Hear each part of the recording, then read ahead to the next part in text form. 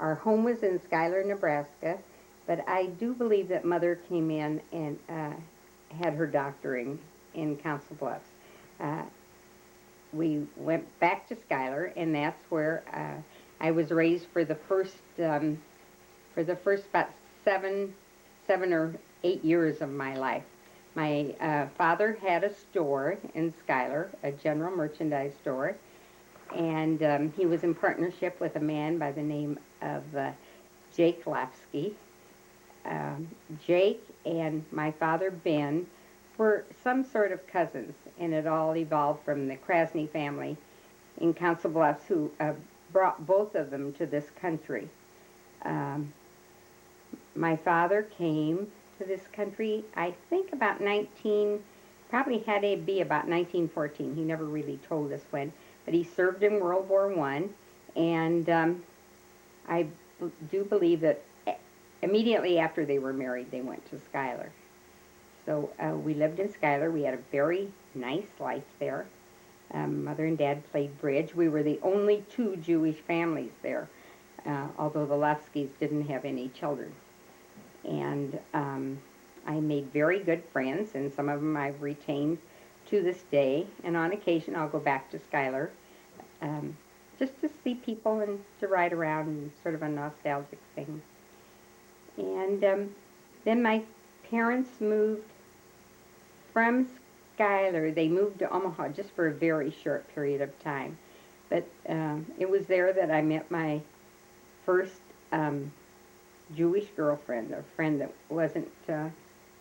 wasn't a relative, and it was Joy Greenberg, who lived in Minnelusa, and she had a brother, Bruce, and a younger sister, Audie, and I remember Audie as an infant, and we used to go to Sunday school. There was a carpool. My folks, I remember, drove to. From there, they took us to the Jewish Community Center, which was on 20th and Dodge Street. And I made other friends. And but then I don't really know what happened. But my dad bought into a distributorship in Council Bluffs for Pabst Blue Ribbon beer. And this is my father, Ben Gershon, and he was born in Poland. And as I said, I think he came about 1914 and went into the service, and he served overseas for a couple years, and he was injured by mustard gas, and he always had a cough after that. And he also had a rash, I remember, on his arm, because he always favored that. And he brought back many mementos, and I still have some of those. On my wall, in my bookcase, and we did have his uniform and some of the things until I remember when I was a teenager. I asked my mother to get them out of the house, and so we, as I did with many of buddies, so we don't have those mementos any longer. But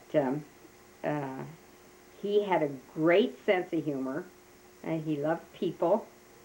And also, now this is in the future though, my father did a great job on resettling immigrants from World War II. And another phase of life, and which I think also brought me into much of this.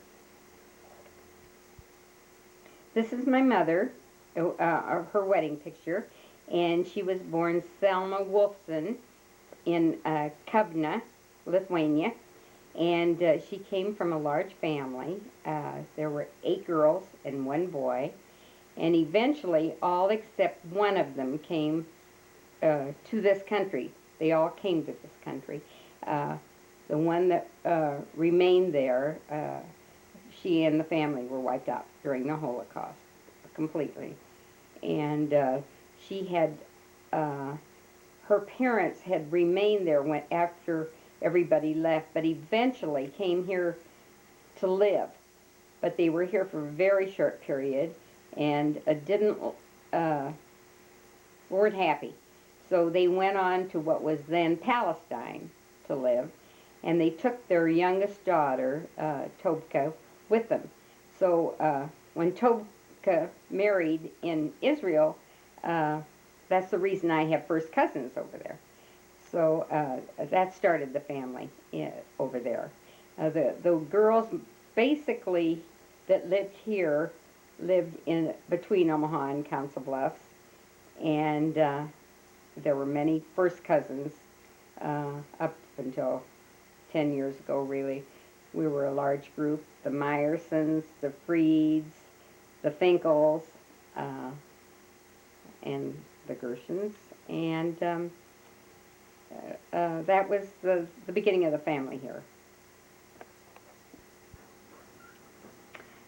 After we moved to Council Bluffs, I went to, I remember Dodge Street School, and then Bloomer School, and then into AL.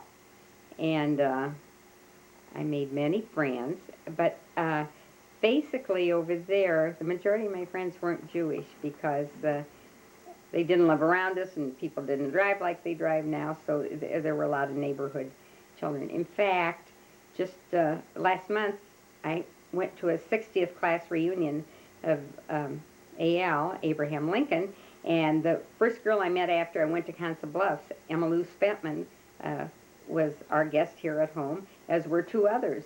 So we've all retained these friendships. Council Bluffs was much smaller, but we did go to Sunday school still at the Bethel, and our folks drove carpool every week. We drove with Leo Krasny and the Noggs and the Grossmans, and we all used to pay the driver 5 cents a person because it used to cost 10 cents for, I think it was 10 cents for the car when you went across the Douglas Street Bridge, and 5 cents a person. So we would each pay, I think the driver would pay for the car, and we would each pay a nickel for ourselves each way. And in those days, you know, the community center was just bustling on Sundays. All the kids were there. And afterwards, if you were lucky, you'd go downstairs, and I believe Smitty was his name, and he ran a hot dog stand down below, and we'd go down there, maybe have a snack if our driver was a little bit late. But we had a very good life in Council Bluffs, and my friends began to be maybe a little bit more of the Jewish crowd after I started Sunday school. And I'm from about the 6th grade on, I became very friendly with Esther Fox. And through the years, we have retained that friendship as many others.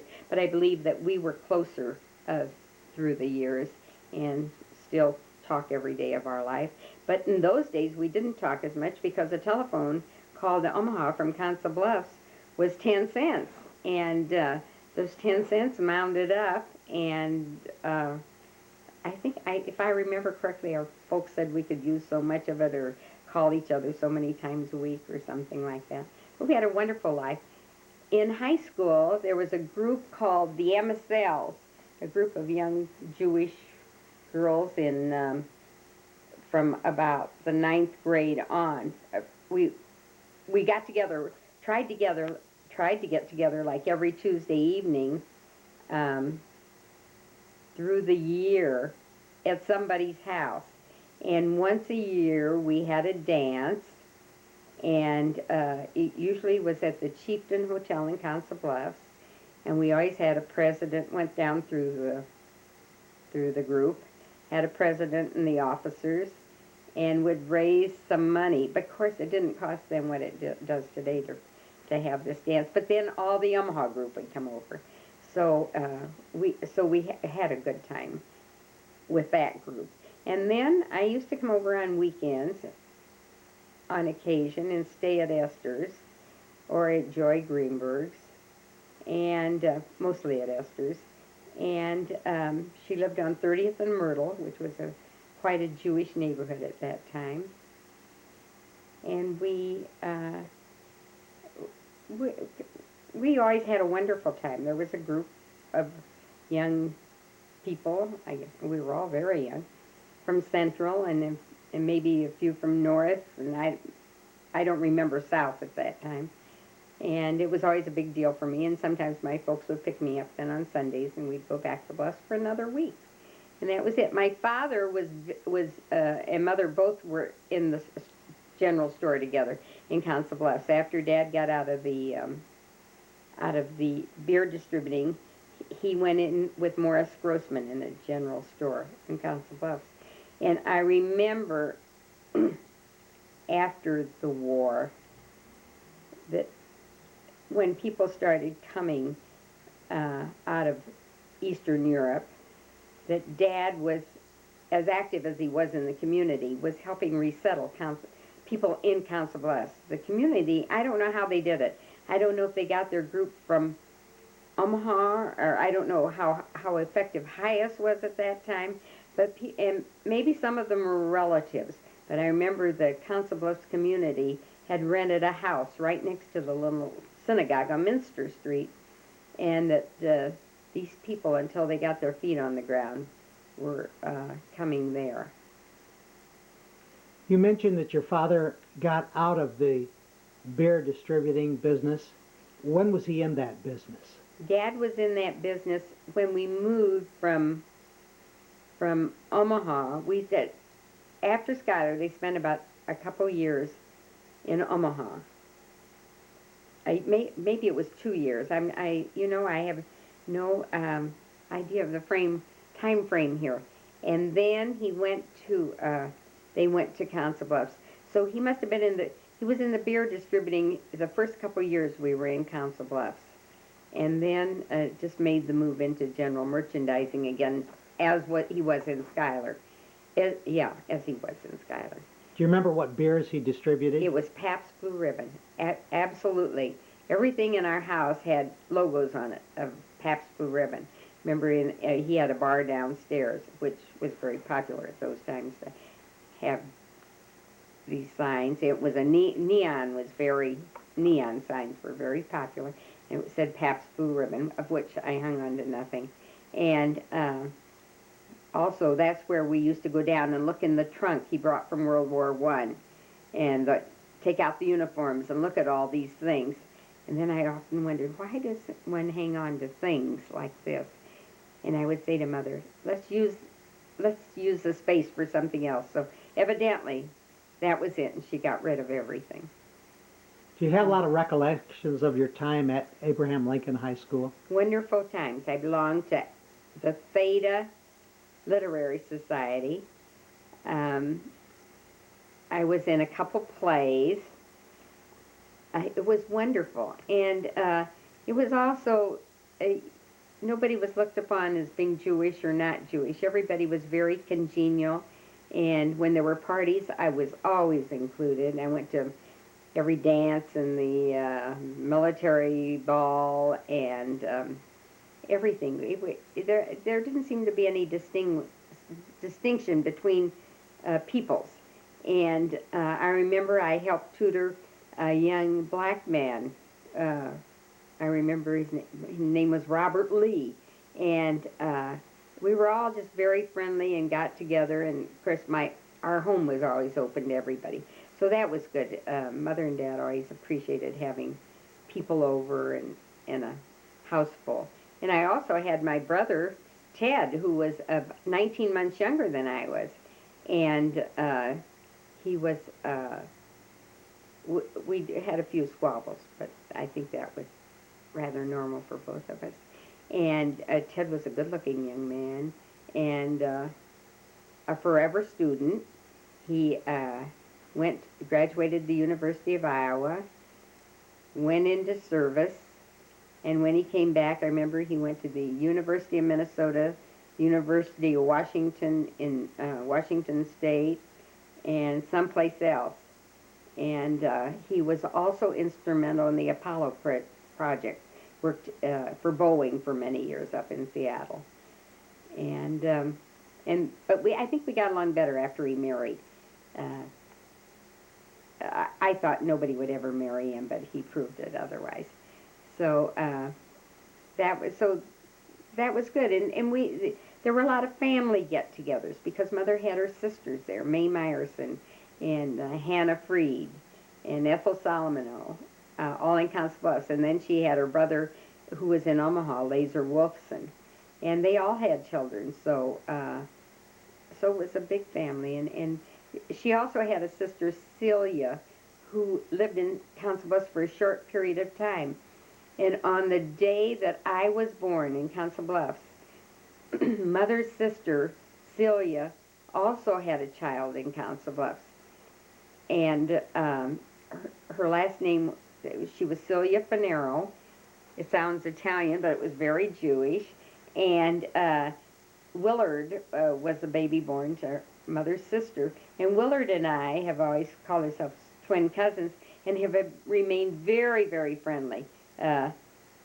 After a year or two, his mother passed away very young. There were 4 children, and the children in that family were handed out to the sisters. So while we were still in Schuyler, my mother raised Bernice Finero, and Willard went to one living in Council Bluffs until his father remarried, and then he collected all his children again, and he lived in Texas.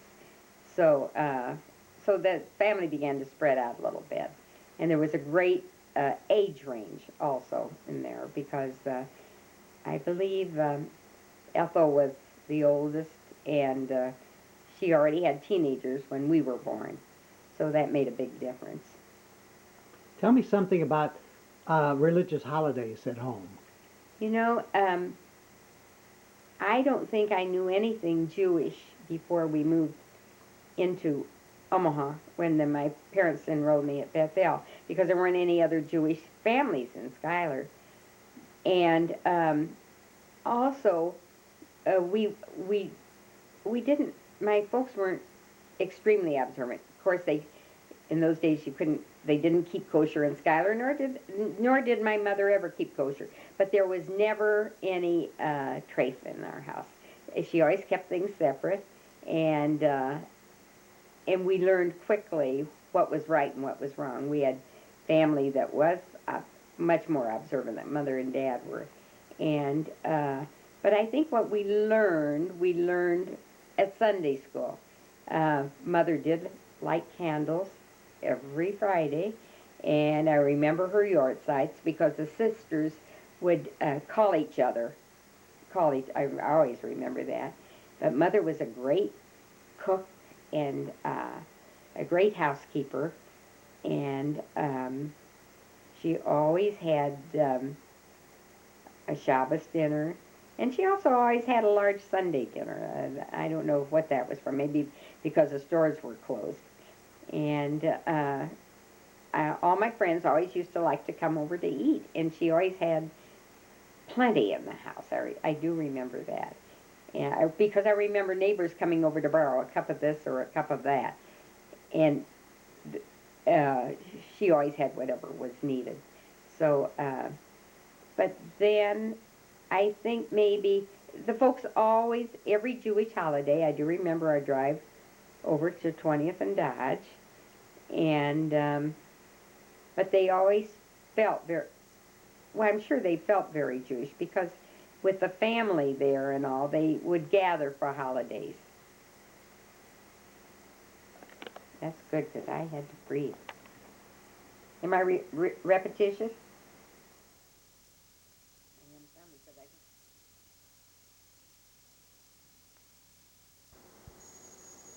These are my grandparents on my mother's side, Devorah and Aaron Wolfson.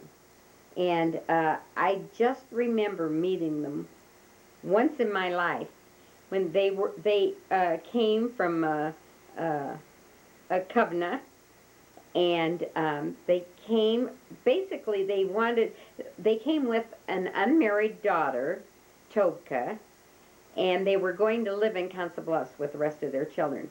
But Council Bluffs wasn't religious enough for my grandfather, who was a rabbi, by the way, and they decided to go to Palestine. So I don't even know how long they stayed. I don't know much about it because I was about I must have been about 4 years old at the time they came.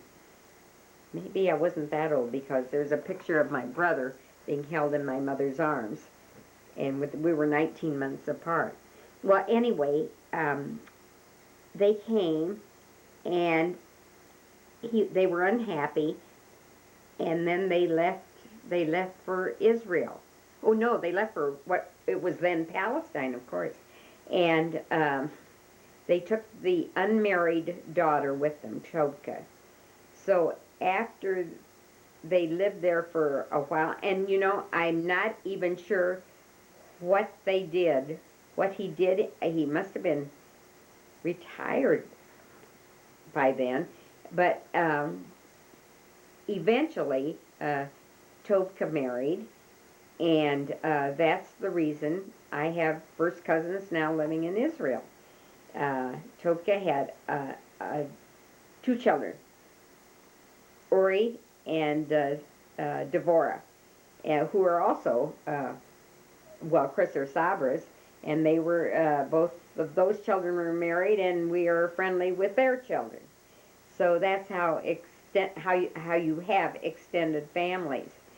And I do remember when my grandmother died. I remember we were living in Omaha at that time. I remember the house, and my mother got the news that she'd passed away. And I remember that they didn't get much information because I suppose I'm supposing this goes back so many years ago. This is almost I would say almost 70 years ago. But 2 or 3 times ago, when I was in Israel, I went to see my grandfather's the cemetery my grandfather was buried in right in Tel Aviv. My cousin Devorah took me there, and I brought home pictures of the headstone.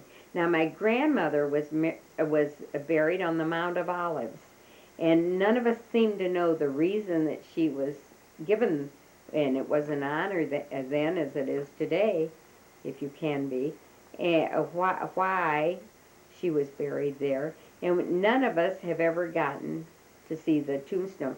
I think we could go there. I think we could. But, they live in Israel, and they don't pursue these things.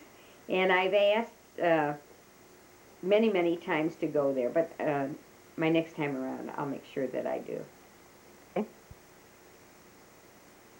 Okay.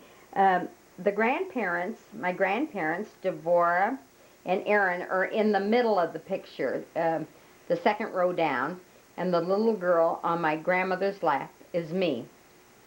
And then going up to the top man on the left is Hyman Freed, and then my father, Ben Gershon, my mother, Selma Gershon, holding my brother, Ted, then Sam Meyerson, and the woman between the sort of to the back, between the grandparents was Tobka, the daughter. No, it isn't. Yes, it is. Tobka, the daughter that came from Israel, or came from Lithuania, and then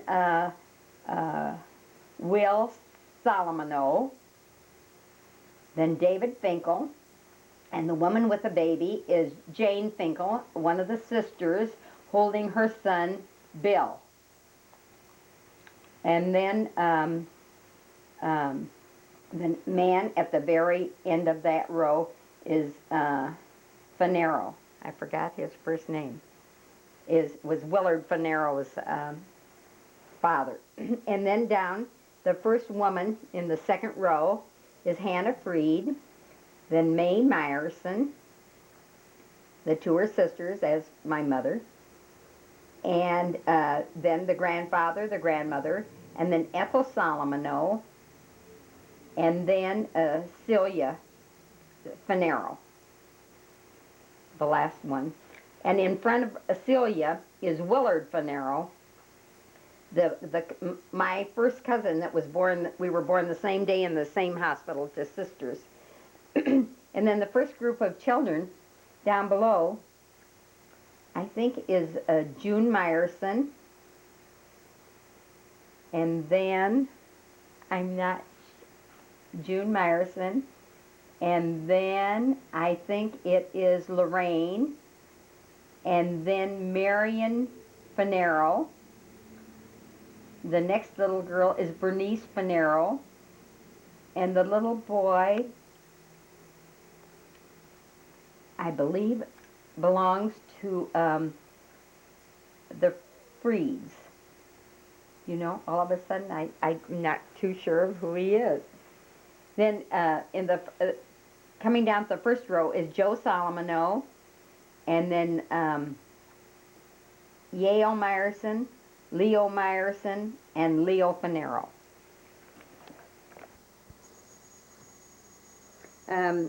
I graduated from AL in 1940, and while I was in high school, I was already going over to Omaha and dating Buddy quite a bit. So, but after I graduated, I went to the University of Iowa. The first year, went to the University of Iowa, and there were already rumblings of war. Not of war, but there were men were being called up in service, and but I had a wonderful, wonderful year at the University of Iowa. I made wonderful friends. I enjoyed every bit of it. I probably goofed off more than I should have, but it was a wonderful experience. And I wasn't even sure about going back the next year because a lot of the men were being called up into service, and Buddy graduated that year in 41 because I finished that first year in 41, and he was going into service. I think immediately afterwards, as were a lot of the fellows that had graduated from Lincoln.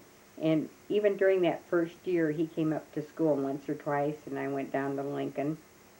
And but it was a good year in spite of everything that was happening.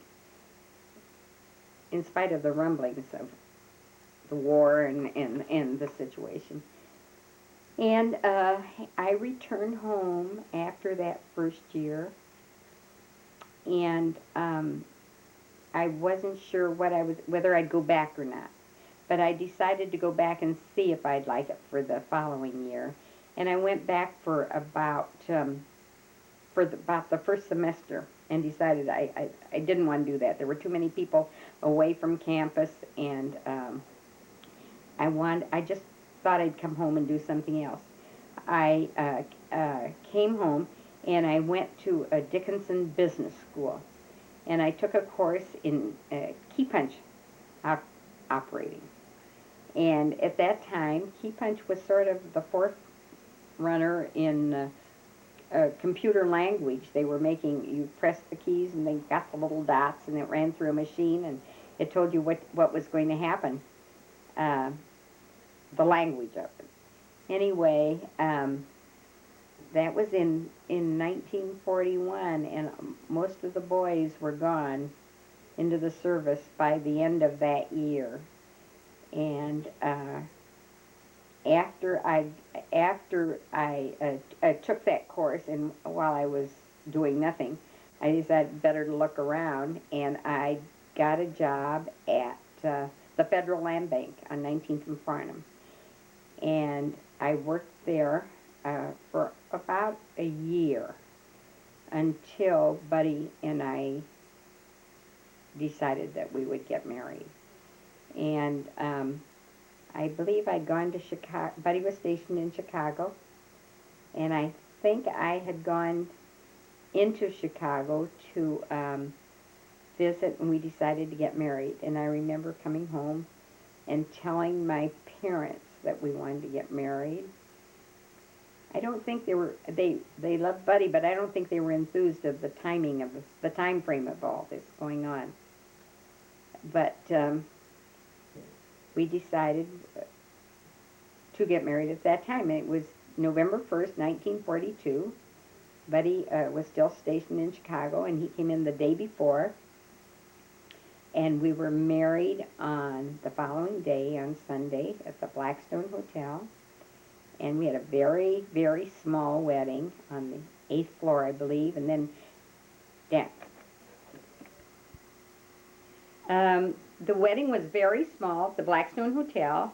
And I believe the only two people that weren't immediate family were Esther Fox and I think Rhoda Krasny was also at the wedding, but she was a cousin of Buddy's, a first cousin. So that was different. And after the wedding, Buddy's sister Toby had arranged a brunch downstairs in the big room. The golden or I don't remember, the purple something at the Blackstone. I remember it being very lovely. And then about 3 or sometime early afternoon, we got on the train because Buddy had to report for service the next day in Chicago. And I don't recollect how long it took us on the train. I don't know how we got from the train station in Chicago to a hotel. I don't remember any of those things. But I do know that the next day, friends of Buddy's, from a fraternity brother, Duke Shumo, that had lived at the ZBT house in Lincoln, his parents were in Chicago and had been very nice to Buddy. And Mrs. Shumo took me around looking for an apartment that day. And apartments weren't, of course, as plentiful as they are today. And, of course, it had to be furnished. And I didn't have anything. I think I went to Chicago with one suitcase, and that's all. But we did find something, an efficiency apartment, and we were able to live there until Buddy was ready to leave for overseas training or for whatever they did before they would leave. At the ceremony there was a chuppah, and I do think that Buddy's sister Toby Summers had told my mother that she would take care of everything in Omaha for the ceremony. So Buddy and I are under the chuppah, and my mother and dad are to the left in the picture, and Buddy's mother and father are to the right. It's funny because I remember a little bit about it, and I don't remember a lot, but when we lived in Chicago, I had some of my sorority sisters that were also living in the outskirts at that time. Louise Chapman, she was Louise Nathanson in school, and she was in the Waves at the time, and she was stationed in Chicago. So we were with her a lot, and whenever some of the people from Omaha would come through, everybody would call us, and we would have dinner together or out, or we would have them over. I wasn't much of a cook at the time, and also we lived in very small quarters. Sheldon Kaufman also was in Chicago at that time and lived in the same building that we did. So we spent a lot of time together. And I remember Mo Kirschenbaum coming to visit us. And then if we'd come home for a few days, we'd see all the boys that were in uniform. Jimmy Lipsy and Harold Bernstein and Irv Malashak and Eddie, I remember seeing. And we just... we all had a good time. There weren't many of them overseas quite yet at that time. But then Buddy had some training, I believe, in Great Bend, Kansas. So he was sent there, And then I followed him there. After we found out he'd be longer there than we really anticipated. So there were no apartments. There was not even a hotel at that time. And I remember going around and knocked on doors asking people if they'd rent a room. And we did find a young family. They had a little girl. I think there was also a young boy. But the little girl was about 2.5 or 3, so it was sort of fun. And they rented us a room. And then they gave me the kitchen privileges, such as there were. And we were there for maybe 5, 6 weeks. And then Buddy was sent on to California, Riverside, California. And I went there with him after he found out he'd be there for a week. I don't remember. It was like a point of departure and a port of departure. I don't even remember the correct words. And Ed and Trickle Milder were stationed there at that time. So I stayed with them. I think Buddy was on base. And he was shipped out from there. And from there, then I went on to Los Angeles to visit family. The family that we lived in Schuyler with us was in Los Angeles at the time. And then after Ed Milder left, Trickle came out and also stayed. And my aunt, the Lofskys, had us both stay with them. And we stayed there for a period of time. And then I remember just coming home. And then it was time for me to settle down and do whatever I was going to do after Buddy was away for a couple years. I remember putting my application in at the bomber plant, which was out in South Omaha. It's now, I think it's the SAC headquarters. And I had a preference as to times, and I knew that the time would be long no matter whatever. So, but I decided I'd get the best job. I could fit into personnel department at the bomber plant if I took a nighttime job.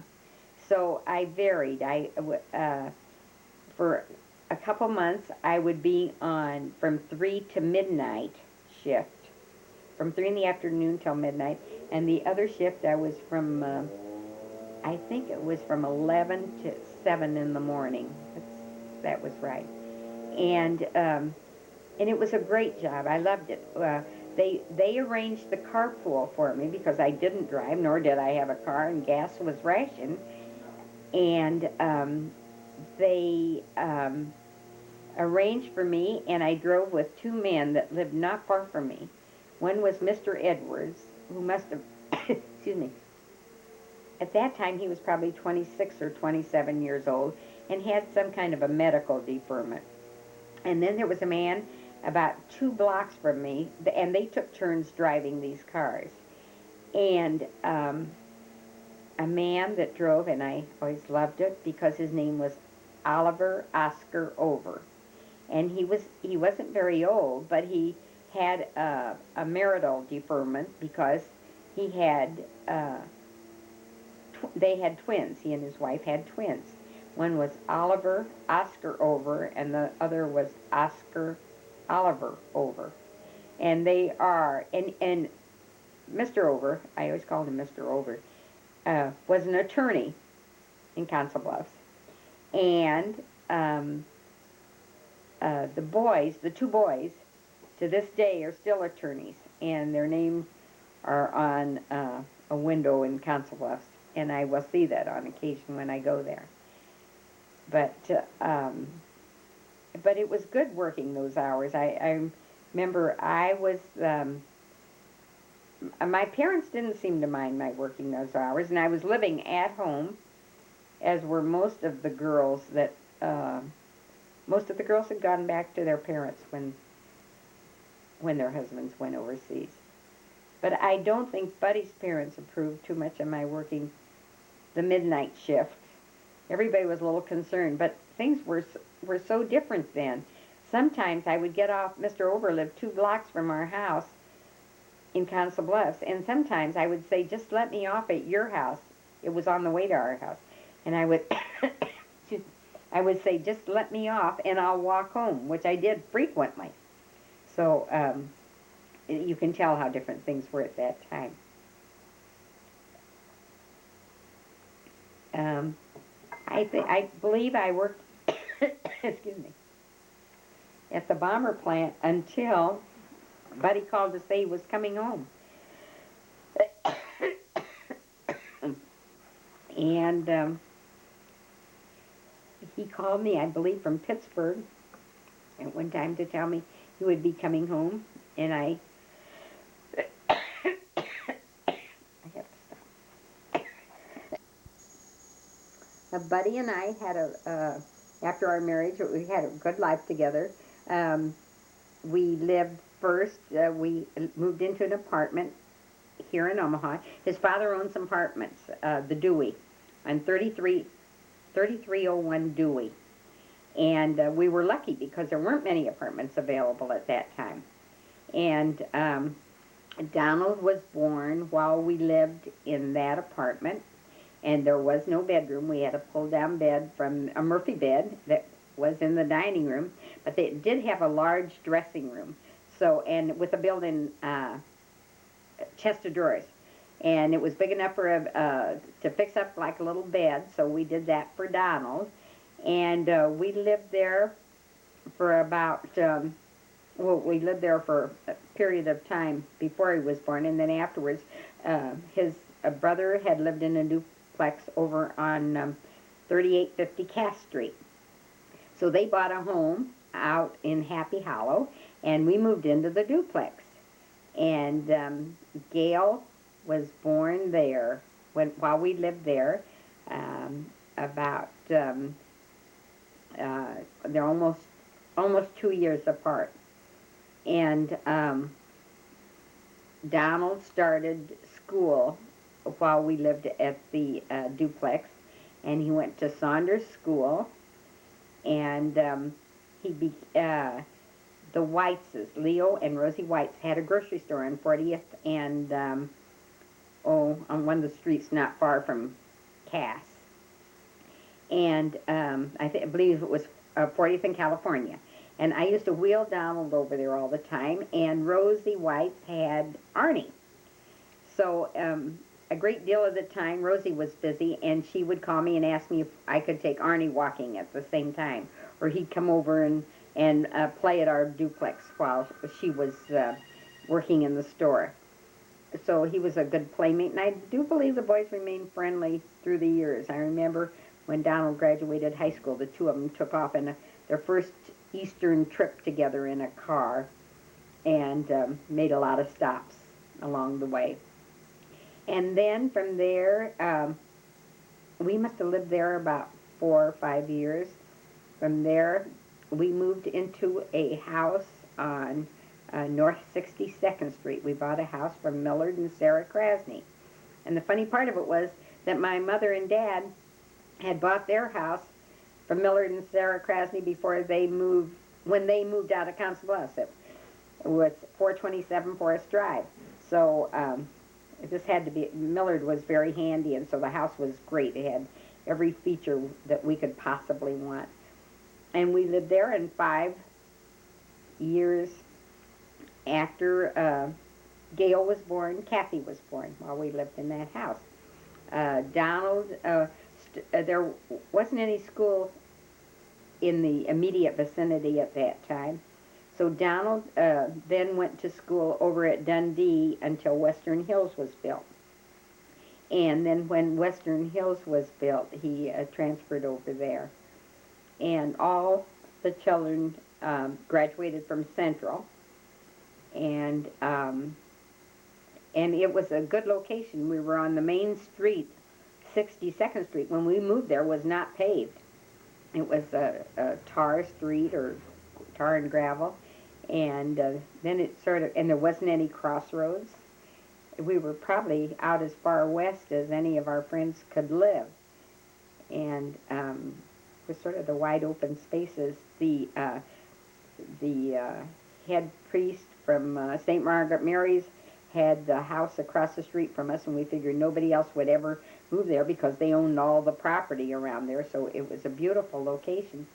5 years after we were in that house, we built the house next on a lot that was vacant next to us that had belonged to Jack and Sarah Cohn, who lived to the north of us. Then there had been a lot between the two, but they decided to sell the lot. We bought it, and we built the house that we lived in until we moved to this location out in Brook Hollow. Where are all the children living now, Shirley? Today, Donald and Ann live here in Omaha. I have two grown daughters, Becca and Deborah. Becca is living in Chicago, and Deb is at Martha's Vineyard. Gail lives in Boulder, Colorado, and she has two children. Emily, who's at the University of Hartford in Hartford, Connecticut, and Ben, who is a freshman in Boulder, Colorado. And then there's Kathy, who has been divorced about 4 years and moved back to Omaha from California with two children, Zachary, who is 9, and Molly, who is 6. And so our lives took a little bit of a different turn when Kathy moved home, because now we're open house again. And the kids are here a lot, and we love it when Beck and Deborah come home. And last week, like, Ben came in. And it's fun. It's fun when they're all together. So you've had a lot of joy out of your children. Tons. And I expect a lot more. And your grandchildren, I should add. And oh, absolutely. They're super.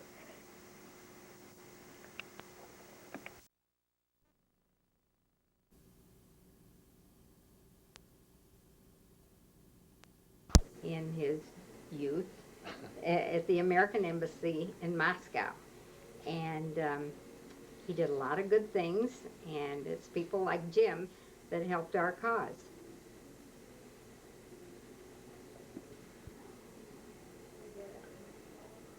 I'm a retired career Foreign Service officer. During my career, I served in Moscow from 1981 to 1983. The job I had in the State Department before I went to Moscow was that of desk officer for Czechoslovakia, Bulgaria, and Albania. That job got me interested in what was going on in Eastern Europe. And I decided I wanted to go to Moscow basically to see what it was like to live under communism. I didn't know at that time which job in the embassy I would have. So I went to Garmisch, Germany, where the U.S. Army Russian Institute was, and there I spent a year studying Russian, following a previous year of Russian at the Foreign Service Institute in Washington. During the course of my study of Russian, I was informed that I would be the human rights officer at the U.S. Embassy in Moscow. So I served there as human rights officer for 2 years. Basically, my job was to maintain contact with the refuseniks and their families, and the few dissidents who were not yet in prison, and their families. And I had a couple of other responsibilities as well, and spent some time traveling around the Soviet Union to find out what conditions were like in areas outside Moscow. In my work with the refuseniks, my main area of contact was the synagogue in central Moscow. I went there every Saturday evening from about 5:30 or 6 until everybody had gone, just to meet with people who were congregating there, find out what was happening to them, meet new refuseniks, and so I could regularly inform the State Department about what was happening to these people and give them what moral support I could. I also invited a fair number of them to my apartment for dinner, for movies, as another means of maintaining contact, and I visited some of them in their apartments. That might sound strange, because many probably think that the KGB would have kept us from meeting together, but the KGB did not. I'm not quite sure why, but it could be that they had all these places bugged, and so were eager to listen in and find out what we were talking about. I would also bring visitors, congressmen, senators, senior officials from the Department of State, to meet with many of the refuseniks, both to give them support and also to give them a first-hand impression of their plight. And sometimes I would bring refuseniks to the U.S. Embassy to meet with the ambassador or his deputy. Also, in a general way, to keep in touch with these people, to show them that the U.S. government was interested at the highest levels in their condition, and to give them moral support.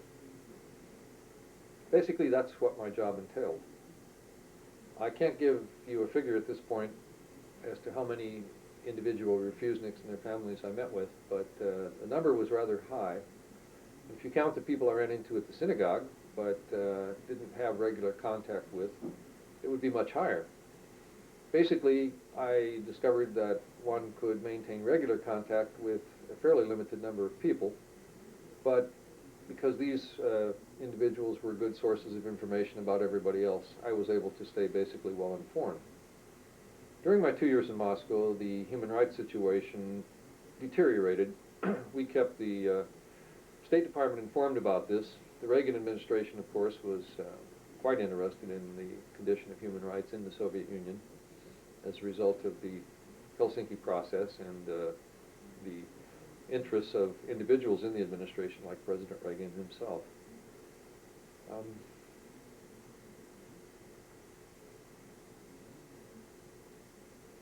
Jim, how did you meet Shirley?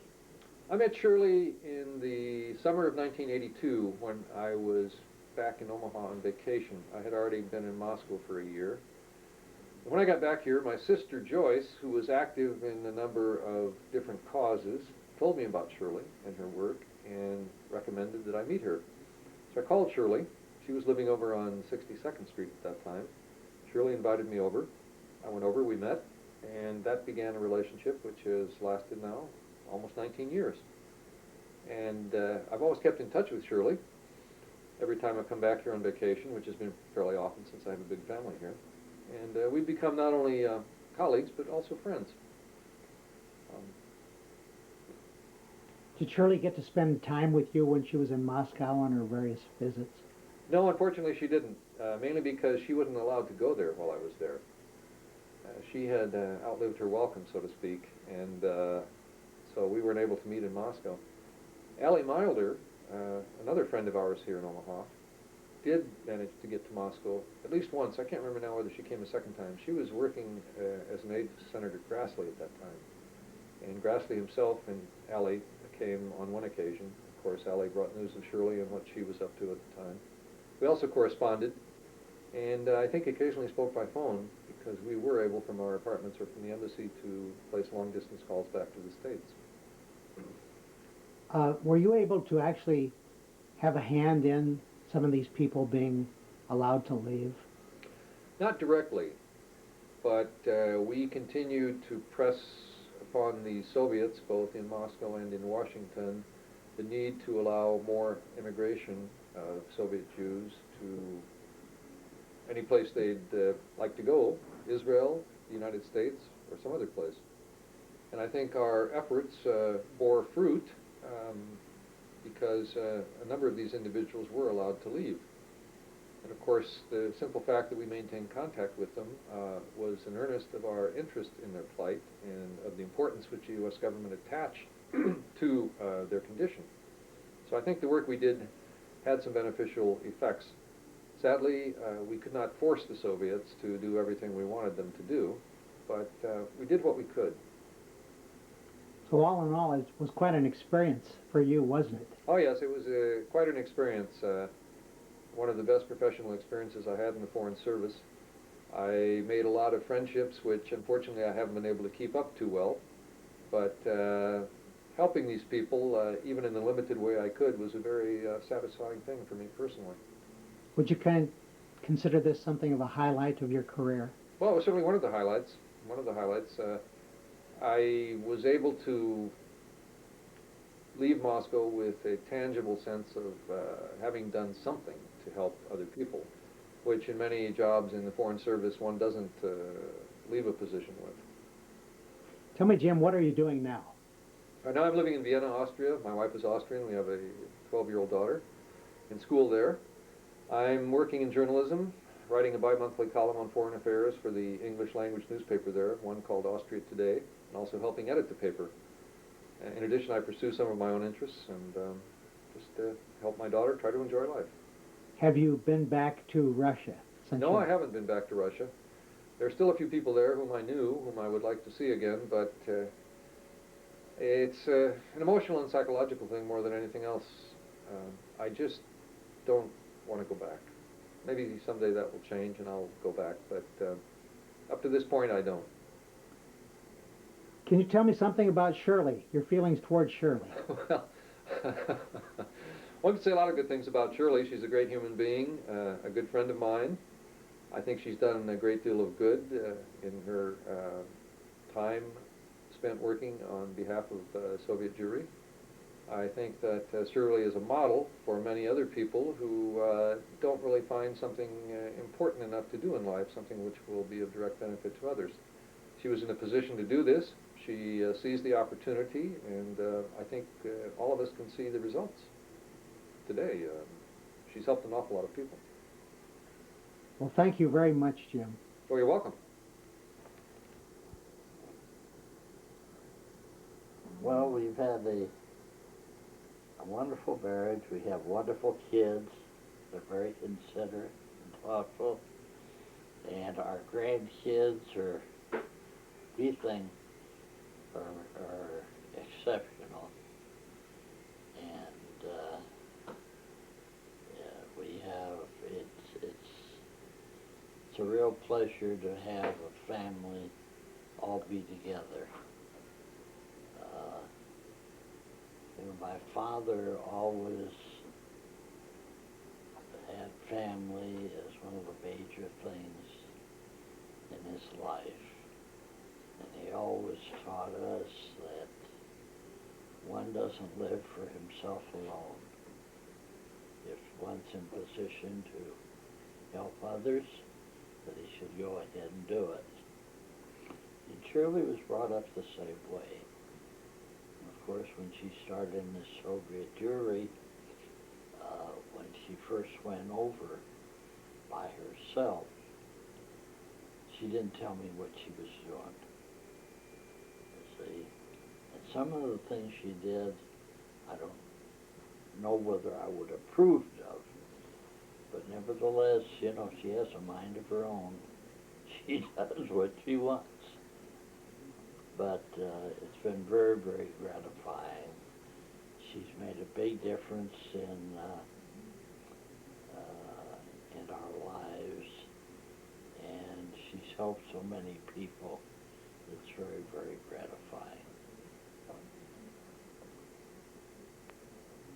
This is a letter from Glenn Richter of the Student Struggle for Soviet Jewry, written to me before I took the trip in Moscow and Leningrad. All refuseniks, all very well known, and told me things to take.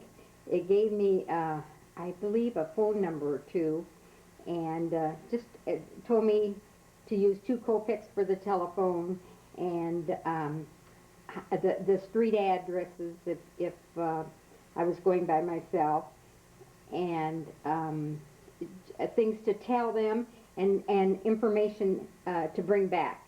It was very important because I'd made one trip before and I wasn't able to see anybody. I didn't know how to do it. And without Glenn's help, without Glenn Richter's help, I never would have gotten into this as I did. And it was a very successful letter because I did exactly as he told me, and I met many people, and that was the beginning of the whole thing.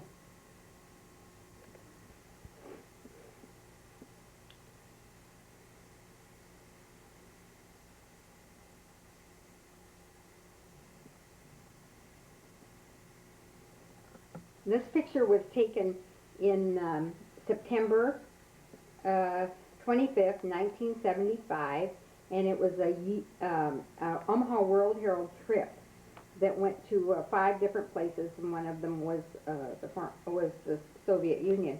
And Wally and Irene Provo, Wally and Irene both worked for the World Herald, and he was a very well-known sports writer. And I didn't know Wally and Irene before we left, on that trip. But when I heard they were going and he would be doing some writing for the Herald, I called and asked to meet with him. And he came over, and I told him that I would like for him just to come with me one evening when I went to meet somebody on the trip. This was my third trip over, so I already thought I knew what I was doing. And Wally agreed to do that. And on this particular day, Wally I was going to synagogue, and Wally had done something else, and Irene did go with me, and we walked to the synagogue. We were able to walk to the synagogue from our hotel, and the police were up and down the street. There must have been 30 or 40 of them, and they had these loud bullhorns, I believe you call them, and they were holding the people back and trying to tell some that they couldn't go in and some that they could. And there was Ilya Esses, very well-known refusnik, met me there and wanted me to see exactly what was going on. So I was able to shoot these pictures while he was in front of me, and also to run a tape recorder. So I have the tape recorder of the police giving all the commands and telling the people what to do and not to go in or to go in. And it was it opened your eyes to how they took care of affairs that they didn't want to be shown to the general public. And I still have this tape. And these pictures were really shown all over the United States and in England, I know for sure, in Ireland, and in Sweden. There was a group there that was very active. And these are some of the originals. After the trip, Wally and Irene really were dedicated activists, Soviet jury activists. From that trip, Wally wrote about 13 articles every single night in the World Herald describing one incident with refuseniks. And Irene had come with me the first night when we were in Kiev, and we had a very difficult time meeting with somebody, and but they both came with me, and we had Ilya Zlobinsky and his wife and son Ilya. Ilya was a teenager at the time, and he was a well-known fencer, and he was taken from all of the Olympic stars and all, and they thought he had a wonderful future. And Wally, being a sports writer, was very taken with him. And we spent a great deal of time with them. Anna spoke pretty good English, and she liked both Wally and Irene. I think we spent the day and a half that we had in Kiev with them. I do remember I had a difficult time finding them because I had to contact them through the grandmother. And I knocked on her door one day. I found the place all by myself. And she knew immediately that I was there to see the family. And she invited me in, and for 3 hours gave me kasha. I remember sitting, she did speak Yiddish, and I could understand her a bit, quite a bit, in fact. I couldn't answer her because I didn't know enough to answer her, but I ate a lot of kasha till her son came in to rescue me. I believe from there we had gone on to Moscow, and where we had the first meeting with Vladimir Slipak, who was a very well-known refusnik at the time, and we met his family, and we met many, many others, because the minute they heard somebody that came to town and was interested and would take the story back and was willing to carry things, they would congregate. And I was able to meet many of them and bring out many tapes. And also, the one about the synagogue, it was after, on September 25th, it was after the synagogue that about 8 refuseniks came to my hotel. They were not afraid at all, and they came to meet with me and ask for help and to take things back. And that was where I met Shironsky. He came to that meeting, and that was where he made the tape. He took it into the bathroom, closed the door, and made the tape that I brought out that named people and how long they'd been held back, and many of the details that weren't known in the West before that, at that time. Of course, both Wally and Irene were just wonderful, because when we returned from that trip, Wally wrote in the World Herald for about 13 days on Soviet Jewry. Now, Omaha, the Midwest, was not aware of what was happening. Maybe they read headlines here and there, but they really were not aware. And with Wally bringing it to the forefront, it just made a lot of difference, because the Herald played it up. They showed pictures. It was on the front page. And I believe we got more coverage than anybody else ever had on a trip. And it wasn't just the story that I was telling about the refuseniks. He was a writer, and he knew how to tell it. And he even went out and met people on his own and told about the grocery stores and things that were happening and things that were available, weren't available. And I got many, many calls on that and letters. And his series was also written up in other papers around the country. As a result of these trips and seeing and talking to families that had come to Des Moines to be resettled and all, Miriam Simon and I thought we should try and get some families in Omaha. Our Jewish Family Service had never approached it, or if they had, we didn't know about it. I don't believe they had. And so we made a point of going to a Federation meeting one evening and asking for time and asking for funds to bring 2 families to Omaha. We didn't think it would work if you just bring one, because they wouldn't have anybody else that would understand them around. But we asked, I remember, for $300 for each family, and we figured that that would support them. It would take care of them until they'd have enough language to get a job. At least it would be a help. So, and we would also ask for donations to resettle the families. So Jewish Family Service did help us. They had contact with Highest at that time.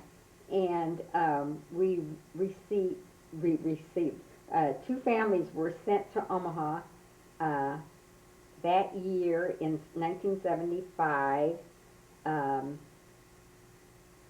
and it was the beginning of a big resettlement program.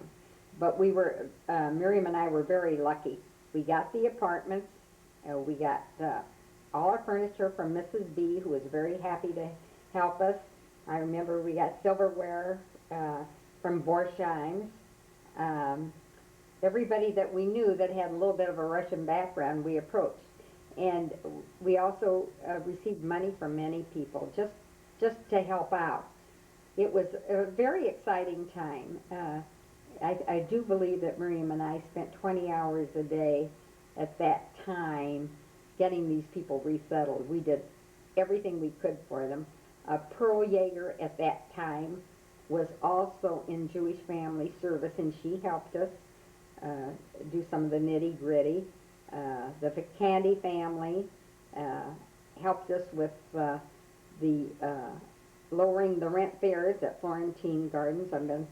Florentine Gardens, yes, on Benson Garden Boulevard. And we must have resettled about 12 families over there, more or less, before we decided we had to spread out a little bit. And after we got the first 2, they started coming in a little bit regularly. But we got the first 2 only because I made a trip to Des Moines before that period of time to see how families were resettling in there. And they also came to Omaha, and some of them spoke to the Federation higher uppers of the president of the Federation to encourage us to do this. And they had a pretty good program going in Des Moines. And we also found out that other cities around the country where they were doing it and having good results. I do think now, as far as resettlement goes, that we have about 200 families in Omaha. And there has been a link or an interlink to get people here. Part of a family would get another part of a family. And there has been, and there are people that are not Jewish, because you cannot help that. There's been so much intermarriage in Russia. Some of the good things, some of the nice things that have come out of this was that I received a humanitarian award from the National Conference of Christians and Jews, and that was wonderful to be recognized that way, because it showed that the community thought that it was a good thing too, and that we had done a good job on this.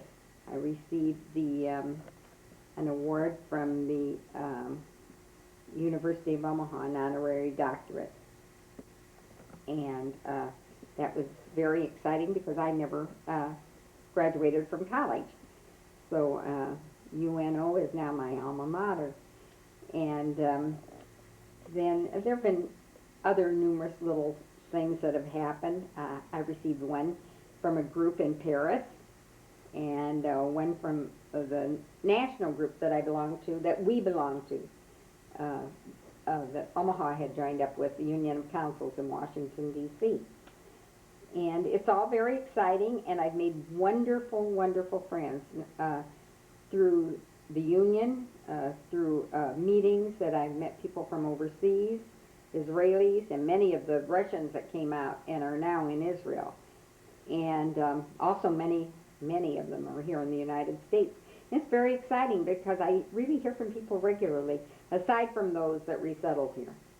I'm bragging about, you know, in 1996, August, the University of Nebraska gave me an honorary doctorate. And it was very, very exciting. They sent out invitations to come to the ceremony, and I'd never had a gown on before, and it was just different. I never graduated college, and people came in from all over for it. Some of my activist friends from the East, and Leonid Sharansky came in, and Anatoly called me, and everybody in Israel knew, so I had lots of phone calls and all the good things. And I know my family loved it. And that evening, Buddy had dinner for me, and I had family come, and the whole thing. It was something I never anticipated. But most of all, it showed that the work that was done, and it wasn't done by me, it was only by people in the background. I mean, it was a culmination of a lot of work together, and that's what makes it go. I'm very proud of that. I think it's a wonderful award, and I think having earned that award must make you feel awfully proud. Hello.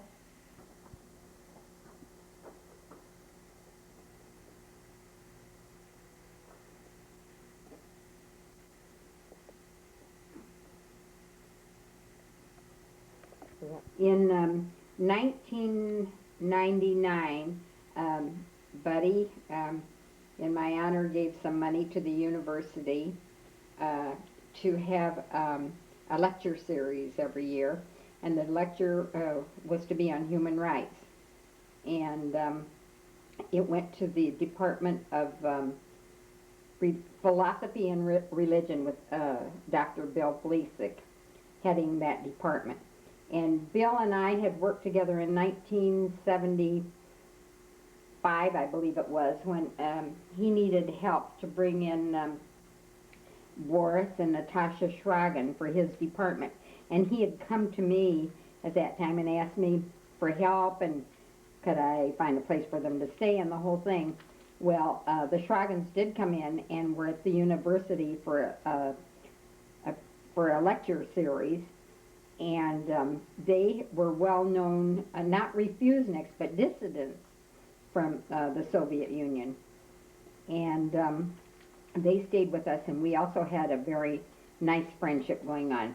But Bill and I have remained friendly through the years, so he was more than pleased that we would send this to his department.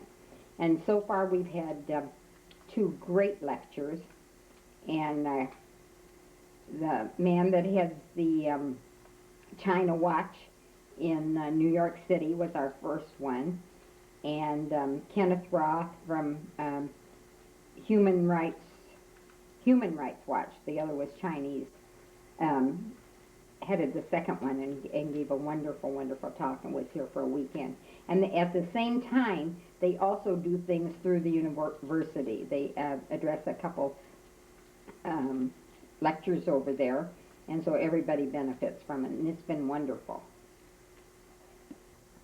I don't remember a lot about this article when it was written, but I remember Robert McMorris, and I know it's a while ago because I now have 6 grandchildren, and it does say there are 40 families in Omaha. Now we have nearly 200, so everything has grown. But at the time, when you go back, people were more, and before people were as involved, it was, I guess it was different, and it was something that people were ready to read, and I would get, after these appeared in the paper, I would get a lot of phone calls. What could people do? And also it informed people. I had a doctor from Council Bluffs call me that took a trip to Russia, and he wanted some people to call, and I connected him with, I believe he was an eye doctor, and I connected him with somebody over there, and then after he met the person over there that couldn't leave, he came home and helped work to get him out, and it was more a person-to-person thing because people started making phone calls then, and if your name became known over there to the officials as they monitored the phone calls, they knew that people over here were watching out for them, and they were more likely to have their mail go through so that the people here wouldn't complain, and if the phone calls were monitored, they were more likely to go through. It was just a big help when somebody was interested in personal people, and that helps in many countries. I think if I were Chinese today, I would do the same thing for people. I wonder if people in February of 1976, Laser Berman was to come to the Orpheum Theater to play, I believe it was for the symphony, and we had written, Miriam and I had written a letter to the head of symphony at the time, and I don't recollect who it was, and said that we were planning a demonstration at that time, and it was nothing at all against the pianist because he's a wonderful, wonderful pianist, but it was just to hand out to the people a brochure that stated the fact that not all people were free to leave Russia and to participate in cultural events, and specifically if you were Jewish, and to ask people to write letters on behalf of those that couldn't get out.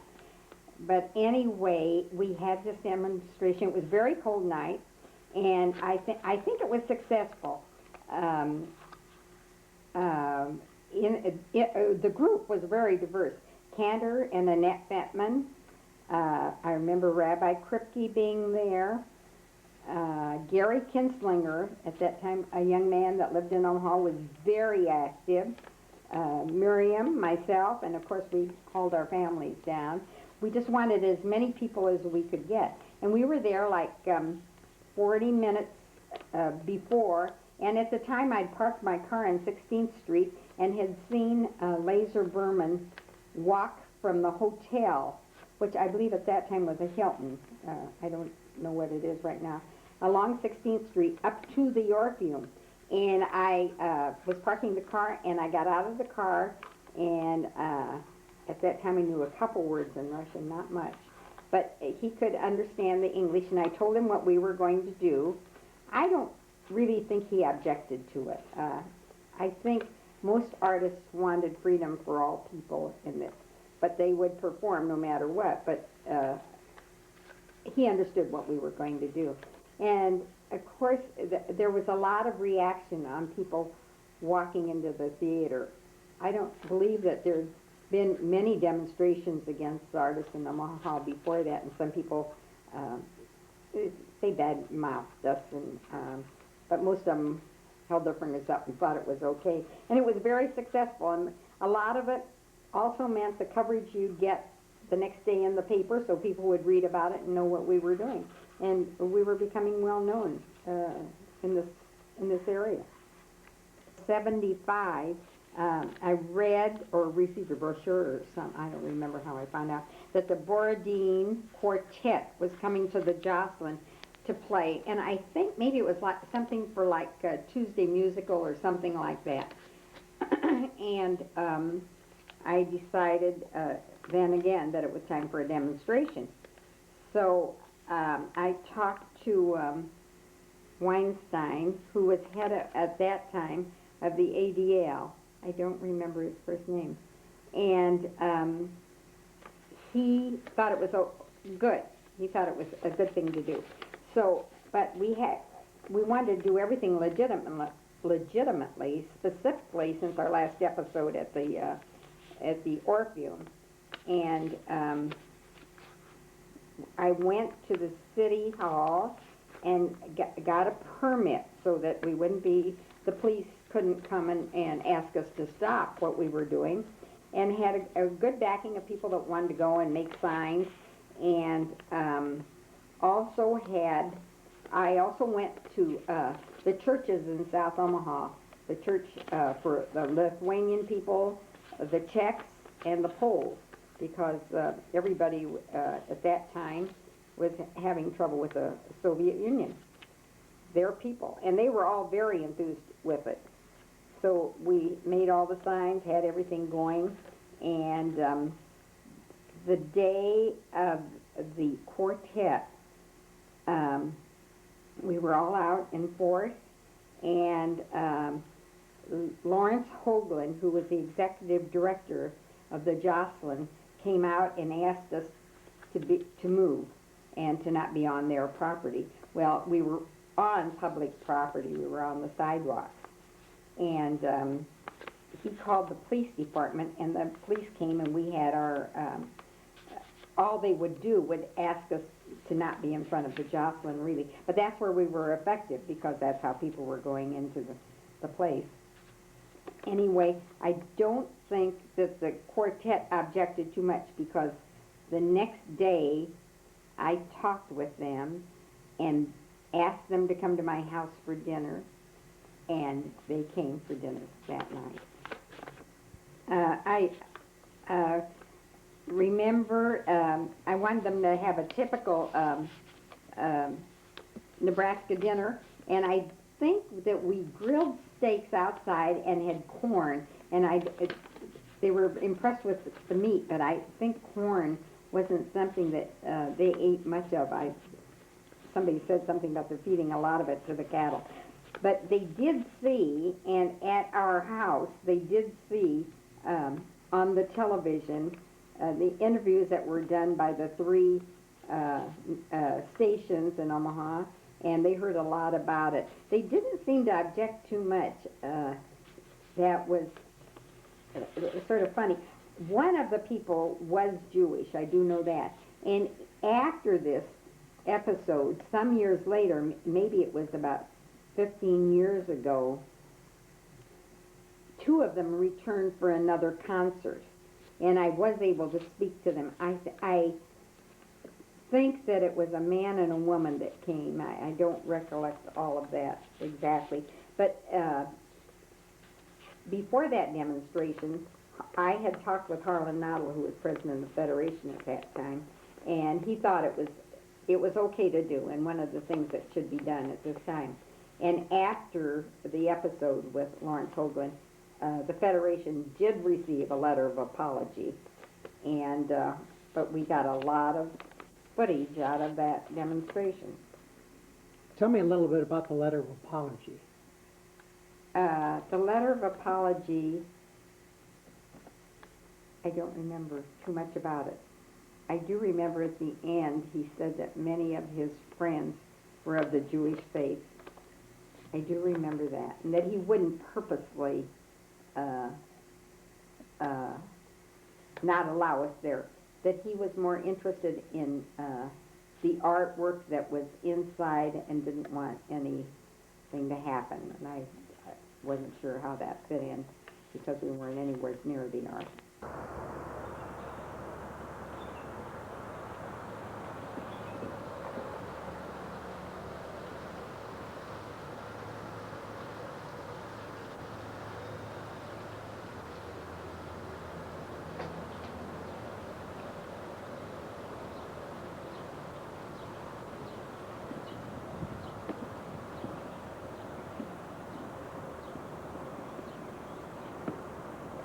Shirley, I've got to hear a great deal about your family, your children, and the story of your life as it pertains to the rescue of the Russian refuseniks. How would you like to sum up the last 25 years of your life? Oh, I think it was a very exciting period of my life. I don't know, I'm not a card player, I'm not a golfer, I don't know what kind of a housekeeper I am lately.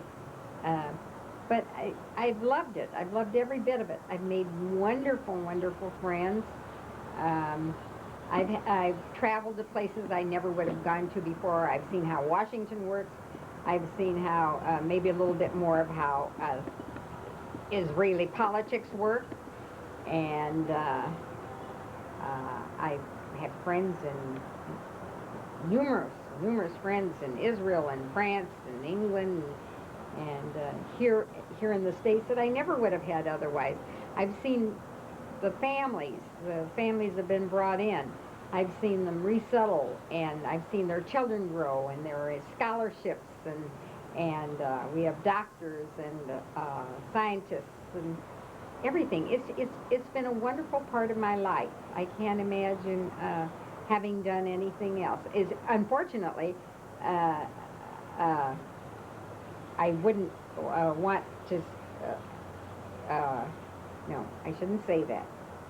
It would be too bad if people in the world have to go through this at all times. But if they did, and I was a part of it, then I'm pleased. You know, to see it and not do anything about it is worse than knowing about it and letting it sit by the side of the road. I'm pleased I was a part of the resettlement effort, and I hope it doesn't happen again in the world for the Jewish people.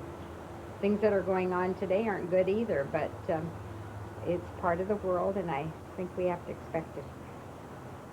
Well, on behalf of the entire community, I want to tell you that you're a very special lady. Oh, thanks, Dan. That anybody would do the exact thing if they were in the same circumstances. And if anybody that does any reading can always find something to work on. That's the good part of it.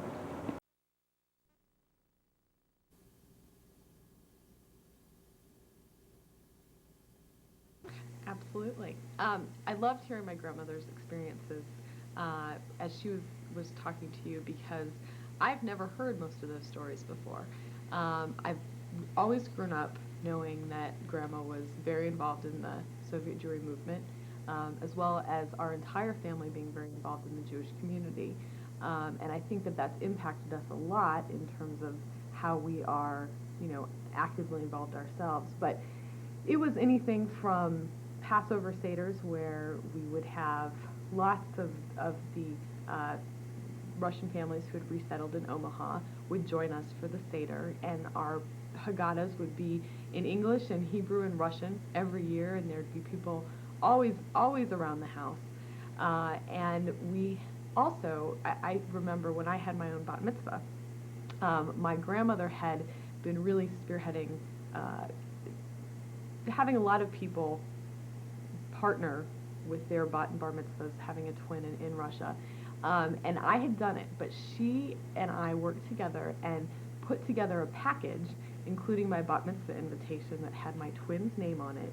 And she found somebody who's going to be traveling to Russia and brought the entire package over to my bat mitzvah twin so that she could also celebrate having a bat mitzvah and see that she had this invitation with her name on it and have a present for herself. And I just thought that was one of the neatest things. That was also something that not everybody could really do. But she also got us very involved in some of her adventures.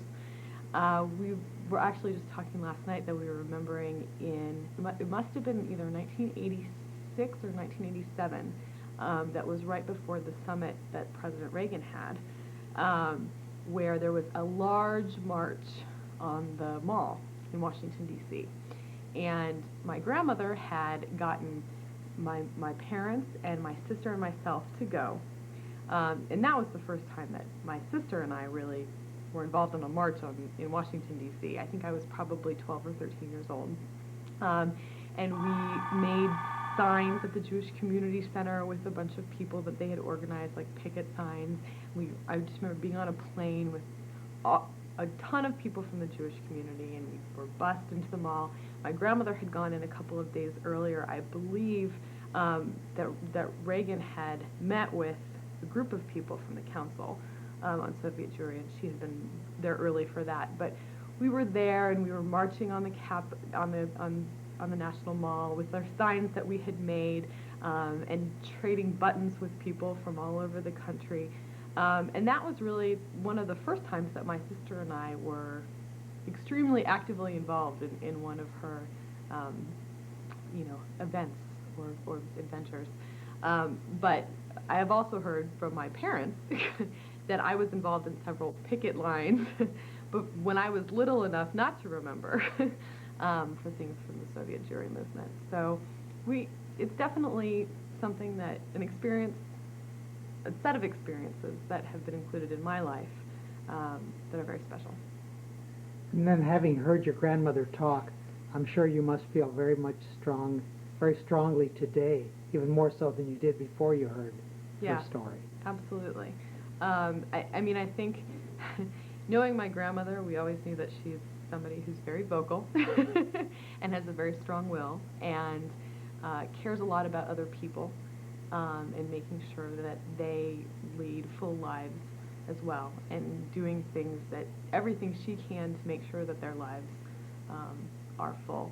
But I think that hearing the stories beyond, knowing that we'd have to go to the half-price store with her every once in a while to buy more pairs of socks or jeans or powdered milk or whatever have you, than you can possibly imagine. Knowing, the background of what that really was entailed and how she became active in the movement and the stories of the lives of people that she did affect.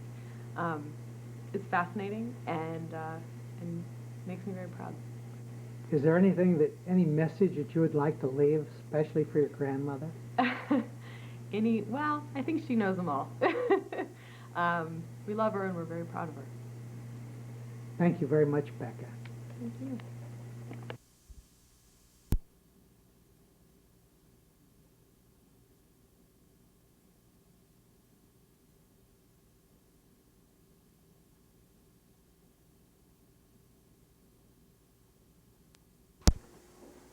These are the three children of Shirley and Buddy Goldstein.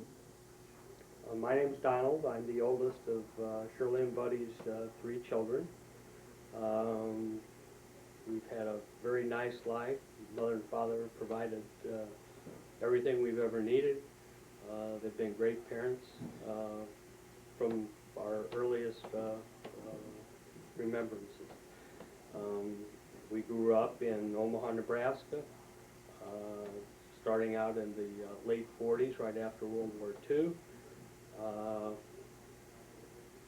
And I personally have been in Omaha my whole life, other than the time I went to college.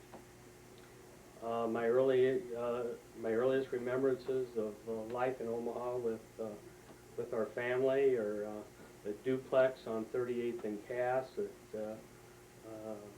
that we lived in from till I was about 5 years old, and sharing the space with everybody, and walking to kindergarten at Saunders School, and after that we moved to 62nd Street, and at the time it was on the western edges of Omaha. It was a gravel road, it wasn't paved.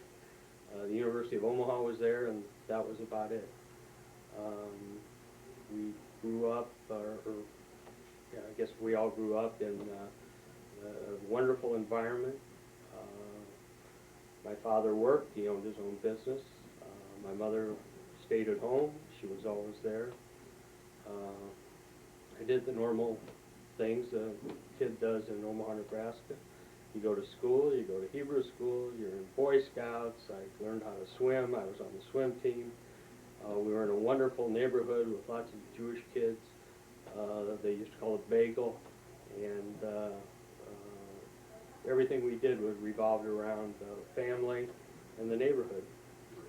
My grandparents, when I was growing up, were all alive and here in Omaha or Council Bluffs. They were very involved also in the community and in the Omaha Jewish community, and they were very active, and I'm sure there's influences they had on us that we still have today. We went to Western Hills School in right off 66th and Western, and I attended Hebrew school at Beth Israel, and we made sure that we went to Hebrew school. My grandfather had a big influence on making sure we went to Hebrew school, and we had a nice time during the 50s growing up on 62nd Street, going to school and doing the things at that time every Omaha Jewish kid did. My mother was active, I think, taking care of us and taking care of my father, taking care of the house. She wasn't employed outside the household, at least that I know of, and stayed very active, just a typical June Cleaver type mother in the 50s. In the 60s, I went to school at Central High School. We still involved in swimming, and again had what I expected at the time, or what I had at the time, was just a normal Omaha Jewish life. Nothing out of the ordinary. Didn't do a lot of traveling. Everything revolved around our house and the Omaha community. I went to school in Chicago, went to Northwestern from 1964 to 1969, and I guess that was probably my first time outside the influence of both my parents and the close-knit Jewish community we had here in Omaha, and I enjoyed it. It opened my eyes a little bit, but that probably happens for virtually every kid that goes away to school for the first time. And again, my folks, nothing out of the ordinary. They were, my mother was a stay-at-home mother, was involved with what we did at school, was involved in all our other activities. My father would come see me swim most of my swim meets and everything, and took an interest in our academics and whatever else we were involved in. And that brings us up to about 1970. And after that, that was my last time that I was really actively in Omaha, living with my parents. After that, I got married in 1970 and moved away from home, needless to say. And during that period, my mother became very involved insofar as the Russian Jewry is concerned, and she's been involved ever since. She's made life interesting for all of us and my father and just about everybody else she knows. She has been very tenacious in her activities, and it's been sometimes heart-wrenching, a lot of times a lot of fun, and it's amazing everything she's been able to do all by herself, and with a lot of help later from a lot of different people. I think that's it. Kathy, can you add anything to that? Well, I'm the youngest of the three, and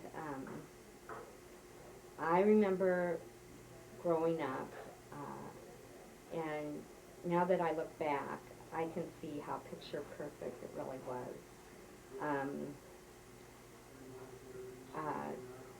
I was the rebellious one in the family, and I wasn't so involved in the Jewish aspect of growing up in Omaha, although I was very aware of it. I kind of veered the other way. But I think it took me a long time to realize what we have here. So. Gail, what can you add to that? Needless to say, I'm the middle one. And I have always, I think my fondest recollections as a child were all of the family gatherings, because there were so many of us. And those are very fond memories. Once I left for school, I never came back to Omaha to live. And so every trip home was an adventure in this house, because in the early 70s was when she became very active in the Soviet Jewry movement. And when I would come home, the phone would ring constantly, and there would always be people over. And it opened up all kinds of doors as far as the opportunities that we have that other people are deprived of. And everything she does, she puts everything into. I don't think I'd be too hard pressed to add that you three are very proud of your mother. And our dad. And your dad, of course. But they've done an excellent job. Yeah, they've done an excellent job in everything they've done. Yes.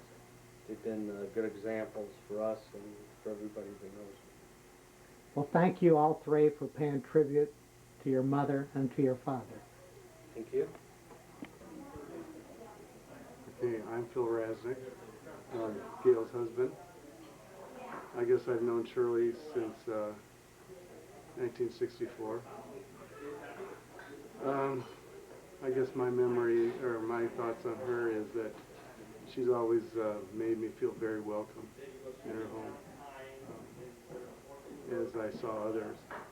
And growing up, I always saw many people from other lands and foreigners, and a lot of people never spoke the language, yet there was a communication there always. And that's basically what I remember. And what are your memories? Well, I'm Ann, and I'm married to Donald. I, too, have known Shirley since the days that Donald and I dated, clear back in high school. And similar to Phil, I think back at how welcoming Shirley was, and Buddy, too. But Shirley was the one who, made sure you came over for Friday night dinner and made sure anything that was going on, that you were included. And that was really a wonderful way to feel like the recognition of how important family was to both Shirley and Buddy, and to be able to fit into the family so well. I think that since, I mean, Donald and I have been married now 30 years, I think back to the impact that Shirley has made, particularly with her work with all the Russians, that it was a ripple effect to all of us. Certainly the model that she was for me and really for all of the kids is the importance of really believing in something and making a difference, stepping up and doing that. And she was that model. She was highly dedicated. Nothing was going to stop her. And I think that for our girls, as they were growing up, it also was a wonderful model for a woman that can make a difference in the world. And I think that both of our girls, and really probably all the grandchildren, feel that same way. She's a remarkable woman, and her work is not done. Well, thank you, Phil and Al, for this tribute to your mother-in-law. You bet. I'm Ben Rasnick, and one thing I always notice about Grandma is she always has a lot of energy, and she's always running around doing something. My name is Molly Helm. What I know about my grandma, she always calls me Cookie. And she always shops with me and stuff. Okay, I'm Emily. Grandma she always knows what to get you. She sends unlimited amount of whatever you like. And I've heard numerous stories about her in the Soviet Union and in Europe, and I remember her graduation clearly, her honorary doctorate. I don't know. My name is Zach Helm, and something I know about my grandma is she's the best cook in the world. What's your favorite? Lamb chops. Me too. I'm Deb Goldstein, and one thing I know about my grandma is how wonderful we of course know how wonderful she is, and we love her so much, but all of the wonderful things that we hear everyone tell us about Grandma. You can't go anywhere without someone stopping. Yes, and how blessed that we are, and how often people tell us that in stories and things that she's done. And she's, like they said, she's always running around doing something, and I think that we all know from our parents that helping other people and doing good things for people and always doing the right thing is just something that is all part of our lives, just because that's the way that's our role model, and we know that that's the way it's supposed to be. Well, thank you, Shirley Goldstein's grandchildren. You're welcome. Thank you.